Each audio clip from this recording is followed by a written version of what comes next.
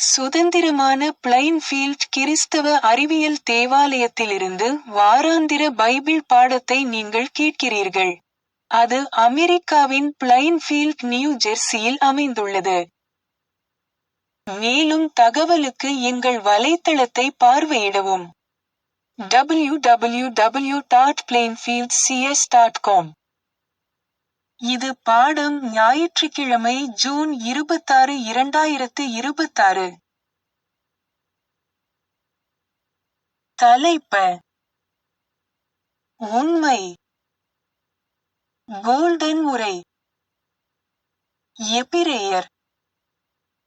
அல்லாமலும் நம்முடைய நம்பிக்கையை அறிக்கையிடுகிறதில் அசைவில்லாமல் உறுதியாயிருக்க கடவோம், வாக்குத்தத்தம் பண்ணினவர் உண்மையுள்ளவராயிருக்கிறாரே. பொறுப்பு ரீதியான வாசிப்பு. புலம்பல். லூக்கா. நாம் நிர்மூலமாகாதிருக்கிறது கர்த்தருடைய கிருபையே, அவருடைய இரக்கங்களுக்கு முடிவில்லை. அவைகள் காலைதோறும் புதியவைகள், உமது உண்மை பெரிதாயிருக்கிறது. கர்த்தர் என் பங்கு என்று என் ஆத்துமா சொல்லும். ஆகையால் அவரிடத்தில் நம்பிக்கை கொண்டிருப்பேன். தமக்கு காத்திருக்கிறவர்களுக்கும் தம்மை தேடுகிற ஆத்துமாவுக்கும் கர்த்தர் நல்லவர். கர்த்தருடைய இரட்சிப்புக்கு நம்பிக்கையோடு காத்திருக்கிறது நல்லது. கொஞ்சத்திலே உண்மையுள்ளவன் அநேகத்திலும் உண்மையுள்ளவனாயிருக்கிறான், கொஞ்சத்திலே அநீதியுள்ளவன் அநேகத்திலும் அநீதியுள்ளவனாயிருக்கிறான். பாடம் பிரசங்கம். பைபிளிலிருந்து. தீமோத்தேயு, உன்னிடத்தில் ஒப்புவிக்கப்பட்ட அந்த நற்பொருளை நமக்குள்ளே வாசம் பண்ணுகிற பரிசுத்த ஆவியினாலே காத்துக்கொள். அப்போஸ்தலருடைய நடபடிகள். அங்கே இராத்திரியிலே பவுலுக்கு ஒரு தரிசனம் உண்டாயிற்று. அதென்னவெனில், மக்கெதோனியா தேசத்தான் ஒருவன் வந்து நின்று, நீர் மக்கெதோனியாவுக்கு வந்து எங்களுக்கு உதவி செய்ய வேண்டும் என்று தன்னை வேண்டிக் கொண்டதாக இருந்தது. அந்த தரிசனத்தை அவன் கண்டபோது, அவர்களுக்குச் சுவிசேஷத்தை அறிவிக்கும்படி கர்த்தர் எங்களை அழைத்தார் என்று நாங்கள் நிச்சயித்துக் கொண்டு, உடனே மக்கெதோனியாவுக்கு புறப்பட்டு போக பிரயத்தனம் பண்ணி, ஓய்வு நாளில் நாங்கள் பட்டணத்துக்கு வெளியே போய், ஆற்றினருகே வழக்கமாய் ஜெபம் பண்ணுகிற இடத்தில் உட்கார்ந்து, அங்கே கூடிவந்த ஸ்திரீகளுக்கு உபதேசித்தோம். அப்பொழுது தியத்தீரா ஊராளும் இரத்தாம்பரம் விற்கிறவளும் தேவனை வணங்குகிறவளுமாகிய லீதியாள் என்னும் பேருள்ள ஒரு ஸ்திரீ கேட்டுக்கொண்டிருந்தாள். பவுல் சொல்லியவைகளை கவனிக்கும்படி கர்த்தர் அவள் இருதயத்தை திறந்தருளினார். அப்பொழுது தியத்தீரா ஊராளும் இரத்தாம்பரம் விற்கிறவளும் தேவனை வணங்குகிறவளுமாகிய லீதியாள் என்னும் பேருள்ள ஒரு ஸ்திரீ கேட்டுக்கொண்டிருந்தாள். பவுல் சொல்லியவைகளை கவனிக்கும்படி கர்த்தர் அவள் இருதயத்தை திறந்தருளினார். தீமோத்தேயு, நான் தேவனுக்கு முன்பாகவும் உயிரோடிருக்கிறவர்களையும் மரித்தவர்களையும் நியாயந்தீர்க்கப் போகிற கர்த்தராகி இயேசு கிறிஸ்துவுக்கு முன்பாகவும் அவருடைய பிரசன்னமாகுதலையும் அவருடைய ராஜ்யத்தையும் சாட்சியாக வைத்து கட்டளையிடுகிறதாவது, சமயம் வாய்த்தாலும் வாய்க்காவிட்டாலும் ஜாக்கிரதையாய் திருவசனத்தை பிரசங்கம் பண்ணு. எல்லா நீட்டிய சாந்தத்தோடும் உபதேசத்தோடும் கண்டனம் பண்ணி கடிந்து கொண்டு புத்தி சொல்லு. ஏனென்றால் அவர்கள் ஆரோக்கியமான உபதேசத்தை பொறுக்கமனதில்லாமல் செவித்தினவுள்ளவர்களாகி, தங்கள் சுய இச்சைகளுக்கேற்ற போதகர்களை தங்களுக்கு திரளாகச் சேர்த்து கொண்டு, சத்தியத்துக்குச் செவியை விலக்கி கட்டுக்கதைகளுக்குச் சாய்ந்து போகும் காலம் வரும்.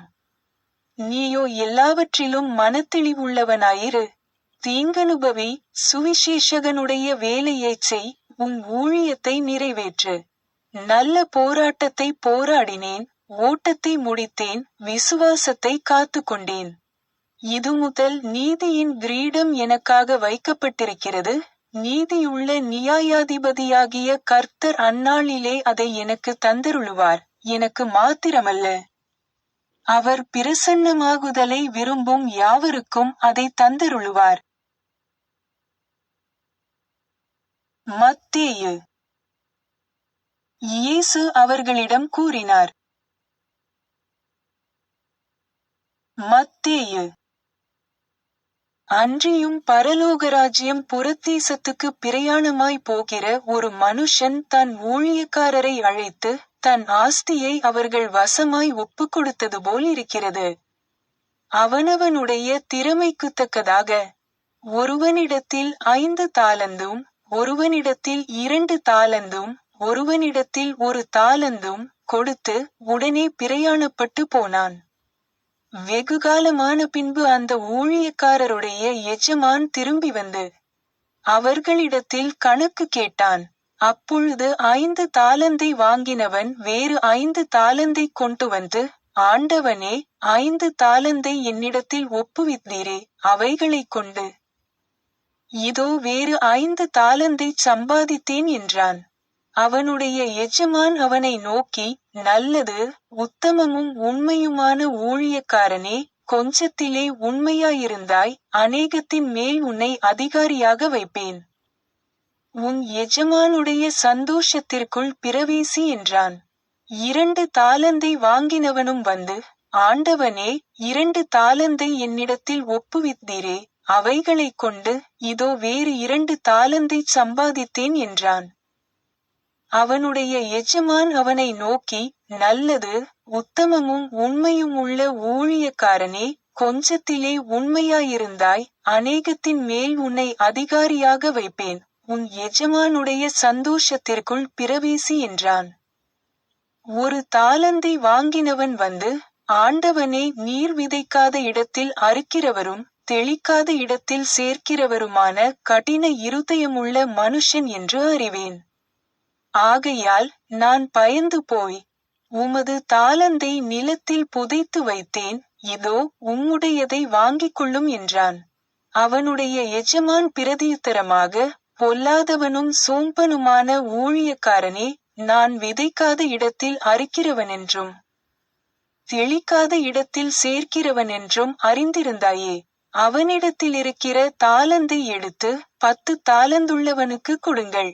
உள்ளவனெவனோ அவனுக்கு கொடுக்கப்படும், பரிபூரணமும் அடைவான். இல்லாதவனிடத்திலிருந்து உள்ளதும் எடுத்துக்கொள்ளப்படும். வெளிப்படுத்தின விசேஷம். இவைகளுக்கு பின்பு பரலோகத்தில் திரளான ஜனக்கூட்டம் இடுகிற ஆரவாரத்தை கேட்டேன். அவர்கள், அல்லேலூயா, இரட்சணியமும் மகிமையும் கனமும் வல்லமையும் நம்முடைய தேவனாகிய கர்த்தருக்கே உரியது. அவருடைய நியாயத் தீர்ப்புகள் சத்தியமும் நீதியுமானவைகள். தன் வேசித்தனத்தினால் பூமியைக் கெடுத்த மகா வேசிக்கு மேலும் நமது தேவனுடைய ஊழியக்காரரே, அவருக்கு பயப்படுகிற சிறியோரும் பெரியோருமானவர்களே, நீங்கள் யாவரும் அவரை துதியுங்கள் என்று ஒரு சத்தம் சிங்காசனத்திலிருந்து பிறந்தது. பின்பு பரலோகம் திறந்திருக்க கண்டேன், இதோ ஒரு வெள்ளைக்குதிரை காணப்பட்டது. அதின்மேல் ஏறியிருந்தவர் உண்மையும் சத்தியமும் உள்ளவர் எண்ணப்பட்டவர். அவர் நீதியாய் நியாயந்தீர்த்து யுத்தம் பண்ணுகிறார். ராஜாதி ராஜா, கர்த்தாதி கர்த்தா என்னும் நாமம் அவருடைய வஸ்திரத்தின் மேலும் அவருடைய தொடையின் மேலும் எழுதப்பட்டிருந்தது. பேதுரு. தேவனையும் நம்முடைய கர்த்தராகிய இயேசுவையும் அறிகிற அறிவினால் உங்களுக்கு கிருபையும் சமாதானமும் பெருகக் கடவது. தம்முடைய மகிமையினாலும் காருணியத்தினாலும் நம்மை அழைத்தவரை அறிகிற அறிவினாலே ஜீவனுக்கும் தேவபக்திக்கும் வேண்டிய யாவட்டையும் அவருடைய திவ்விய வல்லமையானது நமக்கு தந்தருளினதுமன்றி, இச்செயினால் உலகத்திலுண்டான கேட்டுக்கு தப்பி திவ்விய சுபாவத்துக்கு பங்குள்ளவர்களாகும் பொருட்டு மகா மேன்மையும் அருமையுமான வாக்குத்தத்தங்களும் அவைகளினாலே நமக்கு அளிக்கப்பட்டிருக்கிறது. மேரி பேக்கர் எட்டி எழுதிய கிறிஸ்டியன் சயின்ஸ் பாடநூல் அறிவியல் மற்றும் ஆரோக்கியத்துடன் கீடூத்தி ஸ்கிரிப்ட்ஸிலிருந்து தொடர்புடைய பத்திகளை படிப்பேன். அறிவியல் மற்றும் ஆரோக்கியம். நாம் பொறுமையுடன் தேவனுக்காக காத்திருந்து, நீதியுடன் சத்தியத்தை தேடும்போது அவர் நமது பாதையை நெறிப்படுத்துகிறார்.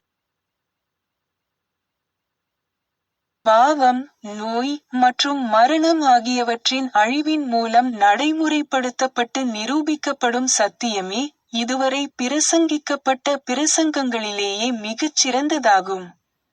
இதை அறிந்தும், ஒரே பாசம் நமக்குள்ளே மேலோங்கி நம் வாழ்வில் வழிநடத்தும் என்பதையும் அறிந்தும், இயேசு, ஒருவனும் 2 எஜமான்களுக்கு ஊழியம் செய்ய முடியாது என்றார்.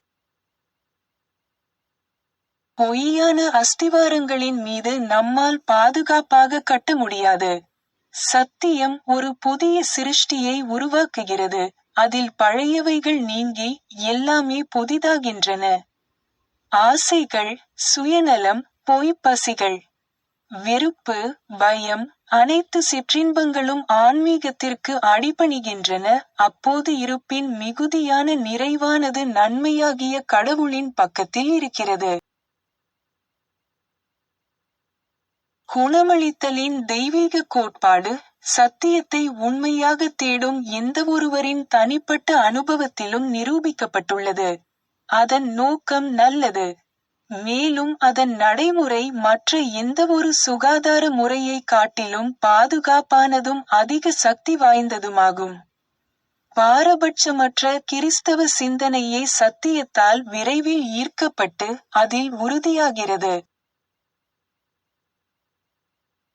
பிழையின் மீதான நம்பிக்கையை விட இருப்பின் உண்மையின் மீது அதிக நம்பிக்கையையும், பருப்பொருளை விட ஆன்மாவின் மீது அதிக நம்பிக்கையையும், இறப்பை விட வாழ்வின் மீது அதிக நம்பிக்கையையும், மனிதனை விட கடவுளின் மீது அதிக நம்பிக்கையையும் நாம் கொள்ளும்போது, நோயாளிகளை குணப்படுத்துவதிலிருந்தும் பிழையை அழிப்பதிலிருந்தும் எந்த பொருள் சார்ந்த அனுமானங்களாலும் நம்மை தடுக்க முடியாது.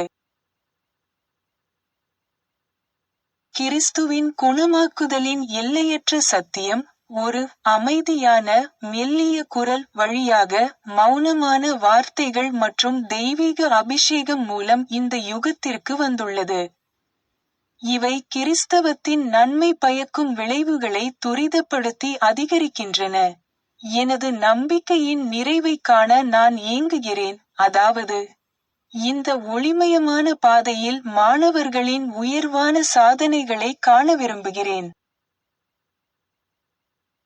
சத்தியம் எல்லையற்றது என்பதால், பிழை என்பது ஒன்றுமில்லை என்று அறியப்பட வேண்டும்.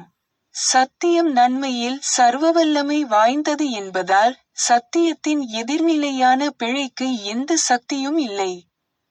தீமை என்பது ஒன்றுமில்லாததன் எதிர்நிலை மட்டுமே. மாபெரும் தவறு என்பது மிக உயர்ந்த சரியின் ஒரு கற்பனையான எதிர்நிலை மட்டுமே. சத்தியம் உண்மையானது. பிழை உண்மையற்றது என்பதில் அறிவியலால் தூண்டப்பட்ட நம்பிக்கை அடங்கியுள்ளது. பிழை என்பது சத்தியத்தின் முன் ஒரு கோழை. காலம் இவை அனைத்தையும் நிரூபிக்கும் என்று தெய்வீக அறிவியல் வலியுறுத்துகிறது. சத்தியமும் பிழையும் முன்னெப்போதையும் விட மனிதர்களின் புரிதலுக்கு மிக அருகில் வந்துள்ளன, மேலும் பிழை தன்னைத்தானே அழித்துக் கொள்ளும்போது சத்தியம் இன்னும் தெளிவாகும். பிழையிலிருந்து விடுபடுவதை விட உண்மையை விரும்புவது எளிது. மனிதர்கள் கிறிஸ்தவ அறிவியலின் புரிதலை நாடலாம், ஆனால் அதற்காக பாடுபடாமல். அவர்களால் கிறிஸ்தவ அறிவியலிலிருந்து இருப்பின் உண்மைகளை பெற முடியாது. இந்த போராட்டம், எல்லாவிதமான பிழைகளையும் துறப்பதற்கும், நன்மையே தவிர வேறு எந்த உணர்வையும் கொண்டிராமல் இருப்பதற்குமான முயற்சியில் அடங்கியுள்ளது. அன்பின் நன்மை பயக்கும் தண்டனைகளின் மூலம், அறிவியலின் அடையாளங்களான நீதி, அமைதி மற்றும் தூய்மையை நோக்கிய பயணத்தில் நாம் முன்னேற உதவுகிறோம். உண்மையின் எல்லையற்ற பணிகளைக் கண்டு, நாம் சற்று நிறுத்தி, கடவுளுக்காக காத்திருக்கிறோம். பின்னர், எல்லையற்ற சிந்தனை பரவசத்துடன் நடக்கும் வரையிலும், வரம்பற்ற கருத்து தெய்வீக மகிமையை அடைய சிறகடித்து பறக்கும் வரையிலும் நாம் முன்னோக்கிச் செல்கிறோம். மேலும் அறிந்து கொள்ள நாம் ஏற்கனவே அறிந்தவற்றை நடைமுறைப்படுத்த வேண்டும். உண்மை புரிந்து கொள்ளப்படும்போது நிரூபிக்கக்கூடியது என்பதையும், நன்மை நிரூபிக்கப்படும் வரை புரிந்து கொள்ளப்படுவதில்லை என்பதையும் நாம் நினைவில் கொள்ள வேண்டும். சில காரியங்களில் உண்மையுள்ளவர்களாக இருந்தால் நாம் பலவற்றிற்கு ஆட்சியாளர்களாக்கப்படுவோம். ஆனால் பயன்படுத்தப்படாத ஒரு திறமை சிதைந்து வீணாகிவிடும். நோயுற்றவர்களும் பாவம் செய்பவர்களும் தங்களிடம் இல்லாத ஒன்றின் தேவையை உணர்ந்து விழித்தெழும்போது அவர்கள் தெய்வீக அறிவியலை ஏற்றுக்கொள்ள தயாராக இருப்பார்கள். அந்த அறிவியல் பௌதிக புலன்களிலிருந்து விலகி ஆன்மாவை நோக்கி ஈர்க்கப்படுகிறது, உடலிலிருந்து சிந்தனையை நீக்குகிறது, மேலும் நோய் அல்லது பாவத்தை விட மேலான ஒன்றை பற்றிய சிந்தனைக்கு மரணமடையும் மனதை கூட உயர்த்துகிறது. கடவுளை பற்றிய உண்மையான கருத்து வாழ்வு மற்றும் அன்பை பற்றிய உண்மையான புரிதலை அளிக்கிறது. கல்லறையின் வெற்றியை பறிக்கிறது, எல்லா பாவங்களையும் வேறு மனங்கள் உள்ளன என்ற மாயையையும் நீக்குகிறது, மேலும் மரணத்தை அழிக்கிறது. கிறிஸ்தவ அறிவியலின் விளைவுகள் பார்க்கப்படுவதை விட உணரப்படுகின்றன. அது சத்தியம் தன்னைத்தானே உரைத்துக் கொள்ளும் அமைதியான மெல்லிய குரல் ஆகும். நாம் ஒன்று இந்த உரையிலிருந்து விலகிச் செல்கிறோம், அல்லது அதை கேட்டு மேலும் உயர்நிலைக்கு செல்கிறோம். கிறிஸ்தவ அறிவியலில் உண்மையை மறுப்பது பேரழிவை ஏற்படுத்தும், அதே சமயம் உண்மையையும் அது நமக்கு செய்த நன்மைகளையும் நேர்மையாக ஏற்றுக்கொள்வது ஒரு சிறந்த உதவியாகும்.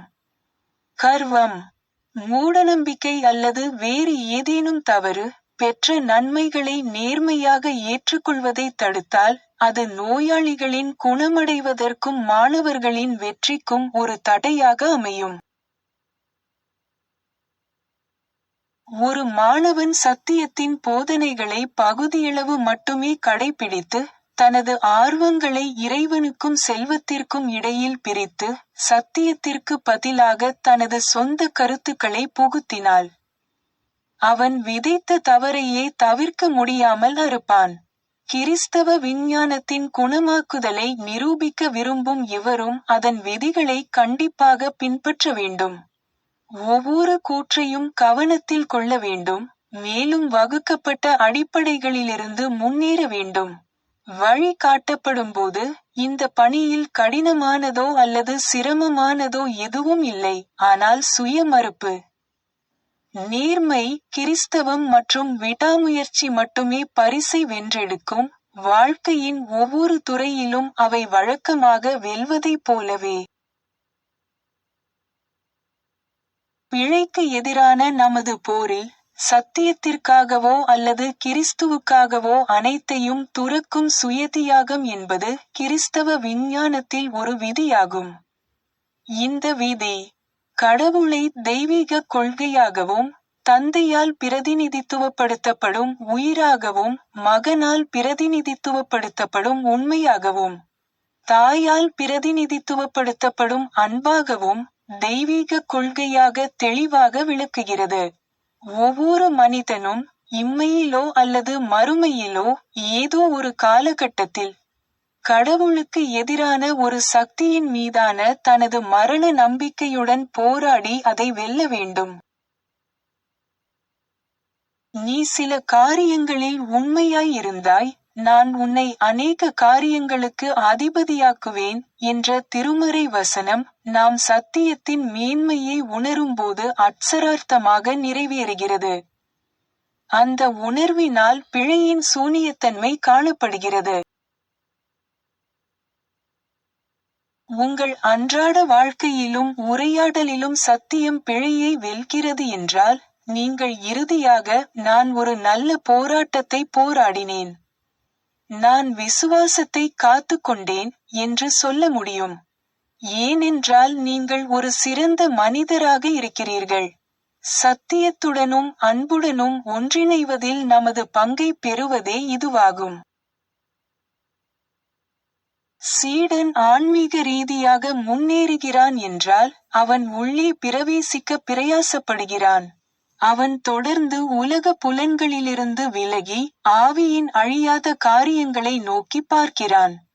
நேர்மையானவனாக இருந்தால் அவன் தொடக்கத்திலிருந்தே ஊக்கத்துடன் இருப்பான், மேலும் ஒவ்வொரு நாளும் சரியான திசையில் சிறிதளவு முன்னேறி இறுதியில் தனது பயணத்தை மகிழ்ச்சியுடன் முடிப்பான். சர்ச் கையேட்டில் கொடுக்கப்பட்டுள்ளபடி மேரி பேக்கர் எட்டியின் 3 தினசரி கடமைகளை இப்போது படிப்பேன். தினசரி ஜெபம். ஒவ்வொரு நாளும் ஜெபிப்பது இந்த திருச்சபையின் ஒவ்வொரு உறுப்பினரின் கடமையாகும். உம்முடைய ராஜ்யம் வா, தெய்வீக சத்தியம், வாழ்க்கை, அன்பு ஆகியவற்றின் ஆட்சி என்னுள் நிலை பெறட்டும். எல்லா பாவங்களையும் என்னிடமிருந்து விலக்கட்டும். உம்முடைய வார்த்தை எல்லா மனிதர்களிடமும் பாசத்தை வளப்படுத்தி அவற்றை ஆளட்டும். நோக்கங்கள் மற்றும் செயல்களுக்கான விதி.